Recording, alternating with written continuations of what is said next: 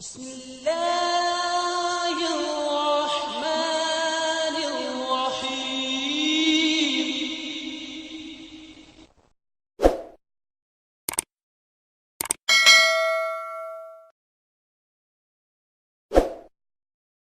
جی مکرم، جو ہمارے سوال کرنے والے تھے، یہ دراصل جس طرح اللہ تعالیٰ کی تائید نصرت اور اس کے مائیت کے وعدے ہیں جو حدیث قدسی میں بھی آتا ہے.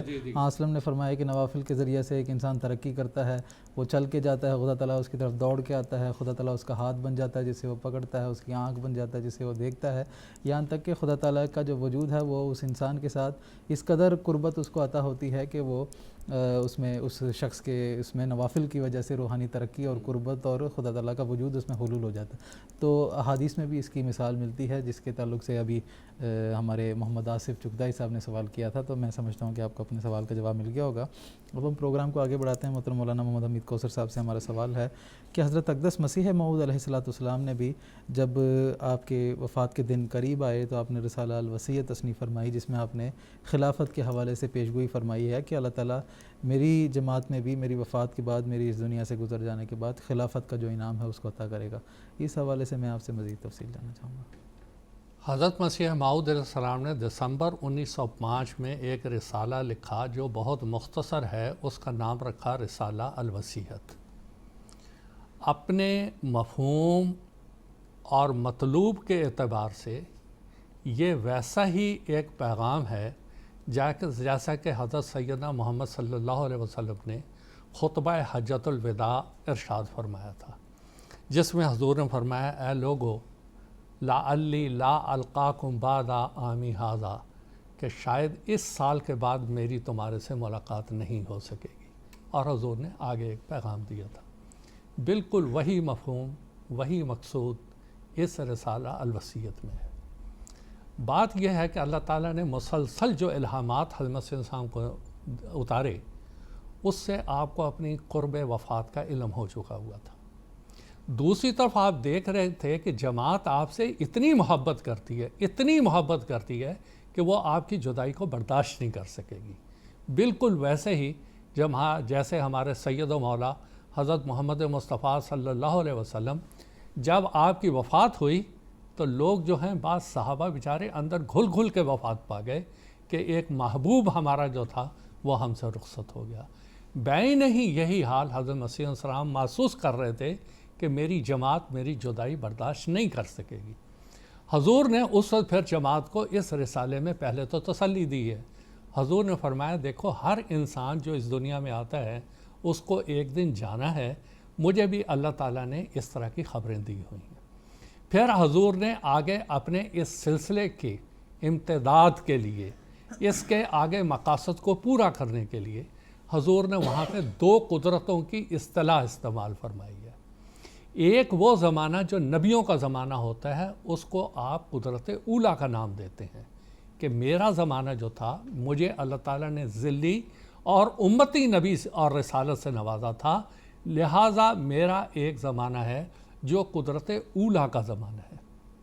میری زندگی محدود ہے اور میں 76-77 سال کی عمر میں اس دنیا میں رخصت ہو جاؤں گا، لیکن اس کے بعد جو قدرت ثانیہ ہے، جس سے مراد خلافت کا دور ہے، یہ قیامت تک جاری رہے گا.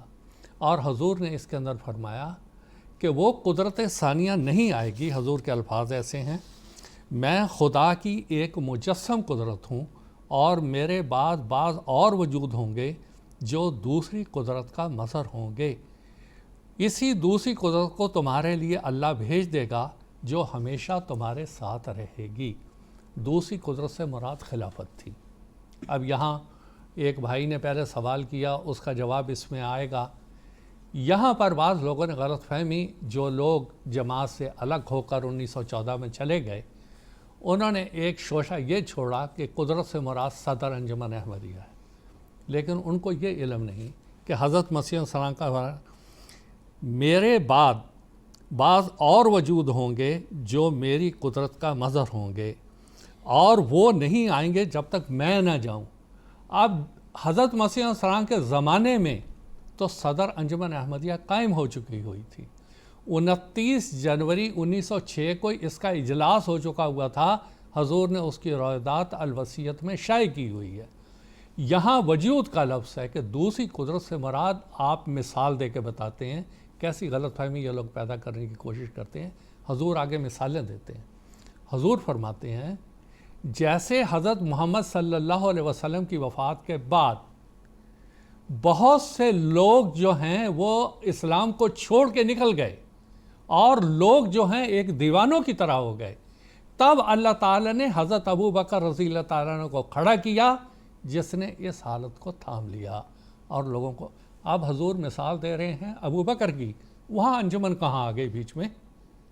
پھر حضور دوسری مثال حضرت موسیٰ علیہ السلام کی دے رہے ہیں کہ حضرت موسیٰ علیہ السلام وہ موآب کی زمین میں فوت ہو گئے اور 40 سال بنی اسرائیل روتے رہے، اور وہاں پر اللہ تعالیٰ نے ان کے لیے یشوع بن نون کو کھڑا کیا اور وہ ان کا خلیفہ بنا اور اس نے ان کو سنبھالا۔ تیسری مثال حضور پھر حضرت عیسیٰ علیہ السلام کی دے رہے ہیں کہ حادثہ صلیب کے بعد، واقعہ صلیب کے بعد ہواری سارے تتر بتر ہو گئے، ایک عجیب قطع، تب اللہ تعالیٰ نے ایک خلیفہ کو کھڑا کیا جس نے ان کو سنبھالا۔ تو حضور یہاں پر اپنی جماعت کو یہ مثال دے رہے ہیں کہ دیکھو میری وفات کے بعد اللہ تعالیٰ ان وجودوں کو کھڑا کرے گا۔ اب اس کی صورت کیسے پیدا ہوئی کہ 26 مئی 1908 کو حضرت مسیح موعود علیہ السلام کی لاہور میں وفات ہو گئی۔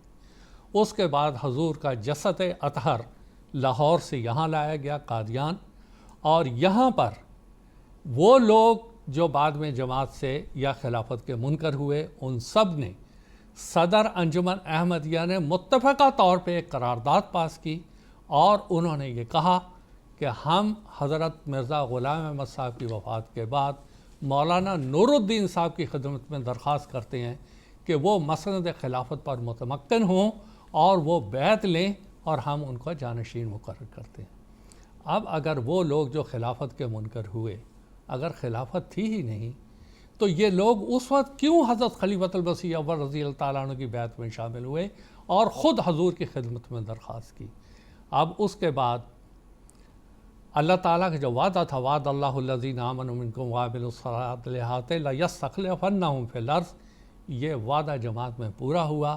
حضرت خلیفۃ المسیح اول رضی اللہ تعالیٰ عنہ سے خلافت کا ایک پاکیزہ نظام شروع ہوا جو اللہ تعالیٰ کے فضل سے اب تک جاری ہے، اور یہ حضرت مسیح السلام کی پیشگوئی تھی جو بڑی صفائی سے پوری ہوتی چلی آ رہی ہے۔